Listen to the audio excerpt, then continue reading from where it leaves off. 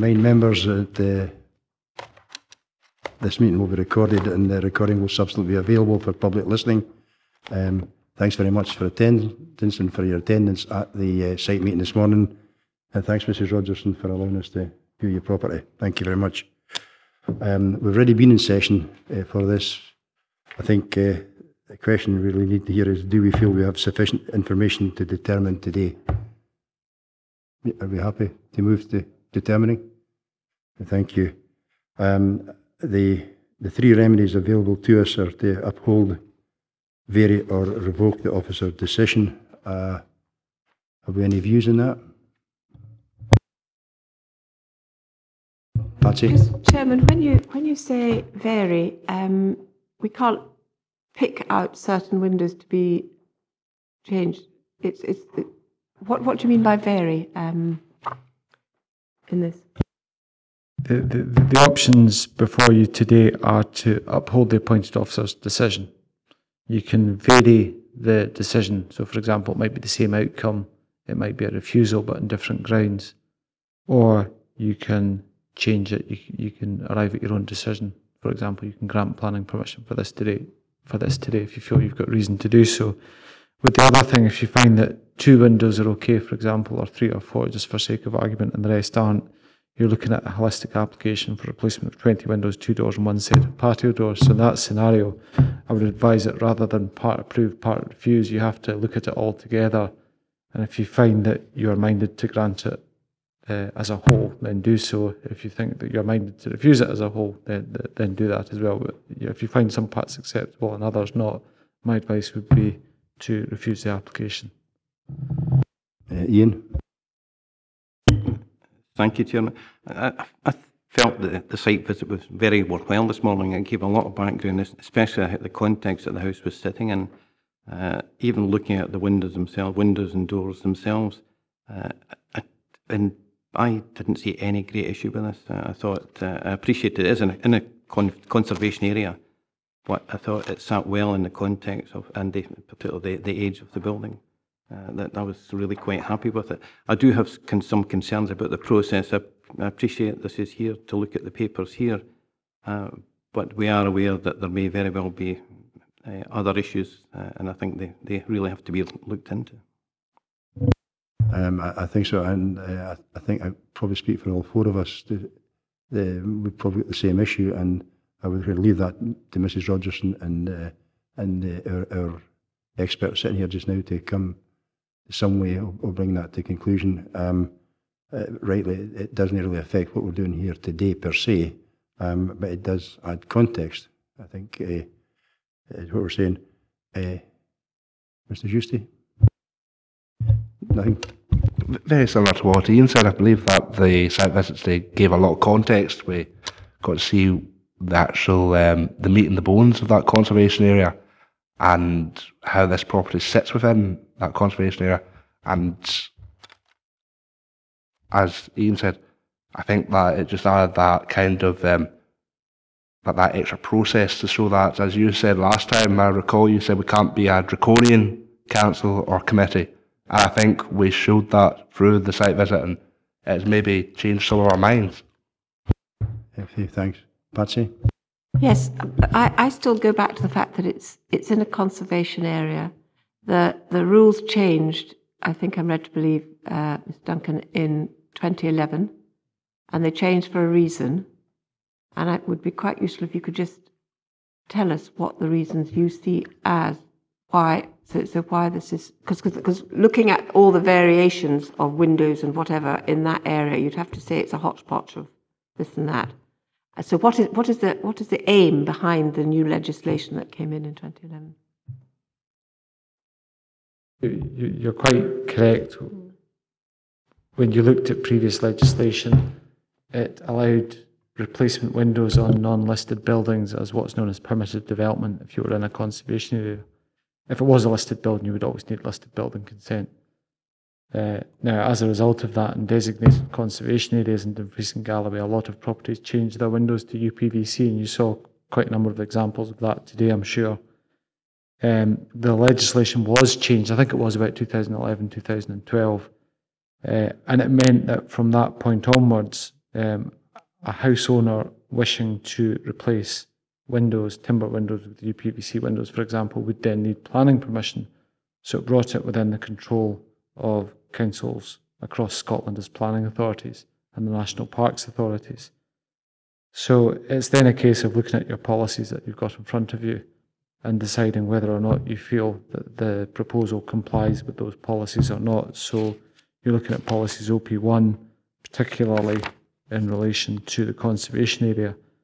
So it says in relation to historic environment, development proposals should protect and or enhance the character, appearance and setting of the region's rich historic environment, principally by ensuring they are sympathetic to nearby buildings, sites and features, integrate well and complement the surrounding area. So you've got to ask yourself, well, does this particular example do that?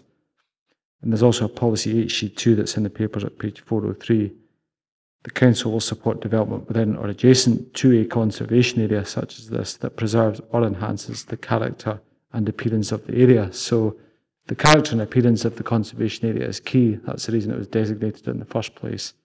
And that's really the focus of it. If you don't feel that this proposal really detracts from the character and appearance of the conservation area, it then becomes probably difficult to justify a refusal of the application, and it's ultimately a judgment call. So the effect of the legislation changes means that things that were previously a right of householders to do suddenly now comes within planning control. It does create a legacy of development and context, if you like, that you have to take into account when you're making decisions. The idea of the policies now is that when you look at these, the council's got a clear policy on how you deal with them, and you apply that judgment when you're making decisions. The idea obviously now is that now we have control of these things. You're trying to enhance the character and appearance of the area as well as preserving it. You're trying to look for improvements all the time if you can do that. But reasonableness does come into play with it as well. You've got to take balanced judgments based on how you find the context of a situation and how you look at a particular building as well. Patsy and Ian? You said it had to be sympathetic with the surroundings. Well, you'd have to say in that area that the majority of the buildings have got UPVC windows. So you'd say that to put more UPVC windows would be sympathetic to the surroundings, I would imagine. I'm just I'm going to ask you quite a difficult question, which is, if this come in for planning permission, not retrospective, but planning permission, how would you have viewed it? It's a review of the appointed officer's decision. I think the appointed officer would have arrived at the same decision because, when you're looking at a case, you have to set the fact it's retrospective to one side for whatever reason that is, and there was some discussion about that at the site visit. But you've got to look at these things on the basis of what's in front of you, regardless of whether it's retrospective or not, and the appointed officer's done that. So when I look at the delegated report, it's clear that in their view, this should be refused for the reasons that they've stated. The question today is whether or not you're going to uphold that decision, or you're going to vary it, or you're going to overturn that decision and arrive at a different outcome. Thank you, Chairman. I'm quite happy that the windows themselves and the doors are in character with the building, and I'm quite happy to approve this. I think we also have, I don't know if Robert would comment on this, but we also do have a precedent with UPVC windows in a conservation area nearly Kirkcudbright. And that was a fairly recent decision. And I appreciate we're looking at this one in its own merits, but I'm quite happy to move that we approve it. I'll second Ian. Okay. Patsy, are you? Well, it would be, how do we de-conservation that area of Lochmaven? Because to be perfectly honest, I don't know what it's gaining by being a conservation area, because I don't see how you can ever enforce or, because it's such a muddle, and I don't know how we can ever go about making it better through being a conservation area if we're going to go this route, because it just doesn't make sense, and I don't know what we do, because I think it shouldn't be a conservation area. But I think you're right, Patsy. It's for another day, and I'm wondering if there's space within the LDP and as we move everything forward. But that, I would suggest that's outside today, right? Yeah. And maybe we can touch base with Robert on that afterwards. But I do appreciate it's a historic town, probably one of the most historic towns in the region. And I can understand why they would want to have a conservation area, but there has to be some consistency in it. You're absolutely right. Yeah. So, are you desperately wanting to say something, or? Just very quickly, I was going to say it was just a matter for the local development plan process. It's a local development plan designation, as with other conservation areas, so it is within the control of the council's planning authority to change that at the appropriate point in time. But again, as Councillor Ferguson says, not something for today. The only thing, hearing your discussion about the case would just be to question, have you got a particular set of reasons, as to why you're arriving at your decision today? Because obviously you're departing from the appointed officer's decision in this case, and you want to grant permission for this. It was just to understand the reasoning for that, because others will look at this case and wonder what the set of reasons were. If I can come in, I've obviously let the three members speak up to now. I actually think on this occasion the quality and the replacement windows are sympathetic with the building in itself. They're well constructed. It's well done. For me, it enhances the property rather than them being where they are. And I think having a tidy, smart, well constructed house in the conservation area enhances the conservation area. I do accept that there is an inconsistency here,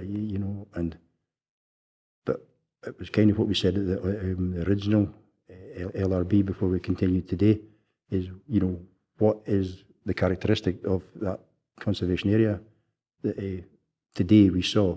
I don't think there is a characteristic there. It's like a mixed match. I think it was your words, Patsy.